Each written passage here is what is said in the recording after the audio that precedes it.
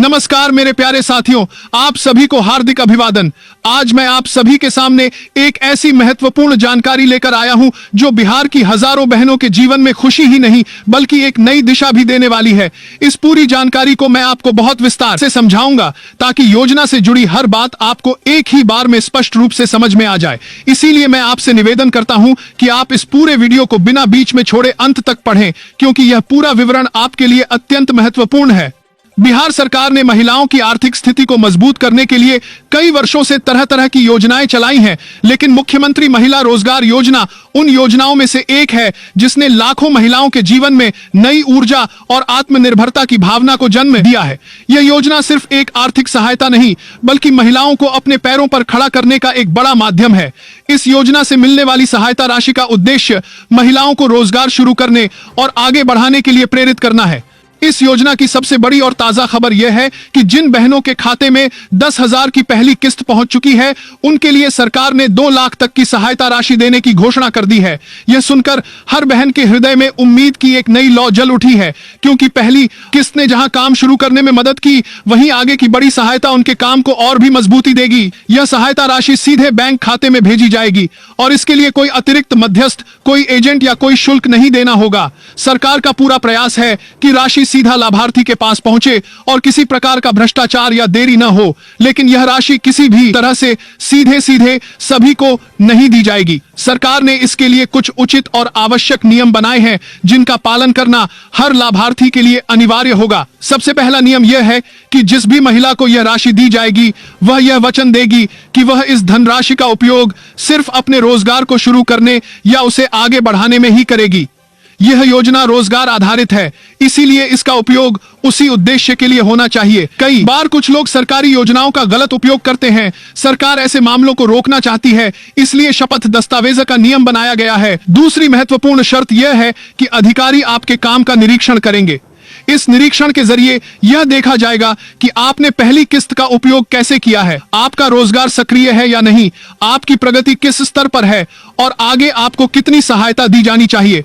निरीक्षण अत्यंत आवश्यक प्रक्रिया है, क्योंकि इससे यह सुनिश्चित होता है कि सरकार द्वारा दी गई राशि सही उद्देश्य के लिए इस्तेमाल हो रही है। तीसरी सबसे खास बात यह है कि आपको अपने रोजगार का फोटोग्राफिक प्रमाण देना होगा।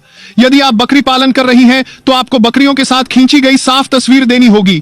यदि आप परचून दुकान चलाती हैं, तो आपके दुकान के सामने आपकी साफ फोटो जरूरी है। सिलाई, कढ़ाई, ब्यूटी पार्लर, घरेलू उत्पाद निर्माण, कोई भी काम हो, आपको उस काम के साथ अपनी मौजूदगी दिखानी होगी।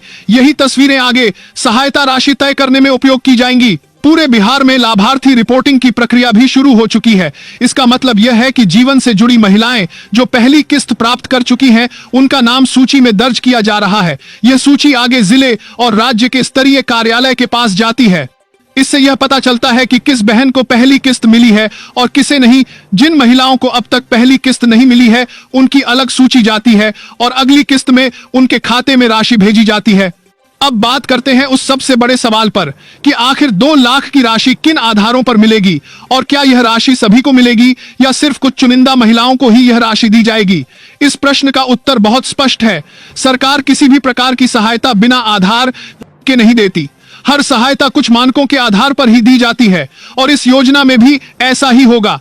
सहायता प्राप्त करने का निर्णय कई बिंदुओं पर आधारित होगा, जैसे कि काम की निरंतरता, आपकी मेहनत, आपकी ईमानदारी, आपका प्रगति स्तर, आपकी आय में बढ़ोतरी, आपकी आर्थिक स्थिति, समूह के प्रति अनुशासन, आपकी बैंक लेन देन रिपोर्ट और निरीक्षण परिणाम। इन सभी बिंदुओं पर आपकी स्थिति जितनी अच्छी होगी, उतना ही ज्यादा मौका रहेगा कि आपको पूरी 2 लाख की सहायता मिले।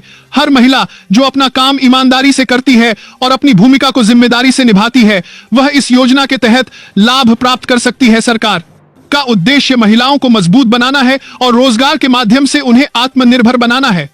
अब हम बात करते हैं कि कौन कौन से रोजगार इस योजना के तहत आते हैं। सरकार किसी भी छोटे बड़े रोजगार को महत्व देती है। यह योजना सिर्फ बड़े काम करने वालों के लिए नहीं बल्कि छोटे स्तर पर काम कर रही महिलाओं के लिए भी है।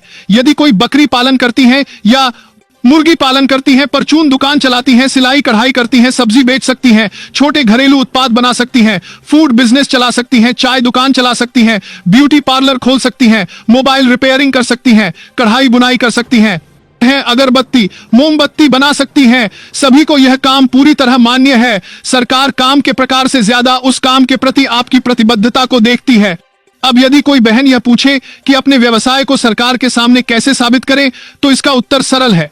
इसके लिए आपको फोटो के साथ साथ कुछ बेसिक रिकॉर्ड भी रखने होंगे, जैसे कि बिक्री की जानकारी, ग्राहकों की संख्या, सामग्री का उपयोग, काम का स्थान, और यदि आप समूह की सदस्य हैं तो समूह के अनुशासन का रिकॉर्ड भी महत्वपूर्ण है। बैंक पासबुक में लेन देन का रिकॉर्ड भी इसका बड़ा आधार बनेगा।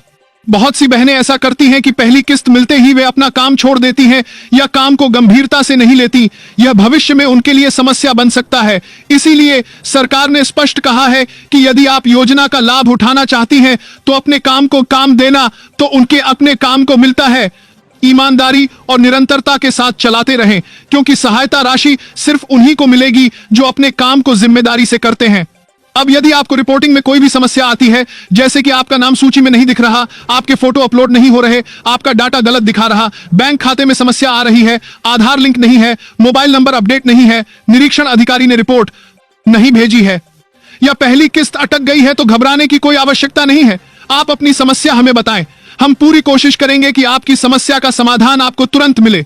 बहनों, यह राशि केवल पैसा नहीं है, यह एक बड़े सपने की शुरुआत है, यह एक जिम्मेदारी है, यह एक विश्वास है, यह सरकार की ओर से दिया गया अवसर है। इसे सही दिशा में उपयोग करके आप अपने परिवार को नए स्तर पर ले जा सकती हैं, अपने बच्चों की पढ़ाई को बेहतर बना सकती हैं, अपने घर की स्थिति सुधार सकती हैं और समाज में अपने लिए एक अलग पहचान बना सकती हैं। इस योजना का उद्देश्य सिर्फ आर्थिक सहयोग नहीं, बल्कि महिलाओं को आत्मनिर्भर और सशक्त बनाना है। इसलिए आपसे निवेदन है कि आप इस योजना का सही उपयोग करें, अपने काम को मजबूती दें, मेहनत करें और आगे बढ़ें, क्योंकि मेहनत कभी बेकार नहीं जाती। हर छोटी शुरुआत एक दिन बड़ा आकार लेती है। यदि आप विश्वास के साथ लगन से काम करती हैं, तो कोई भी मंजिल असंभव नहीं होती।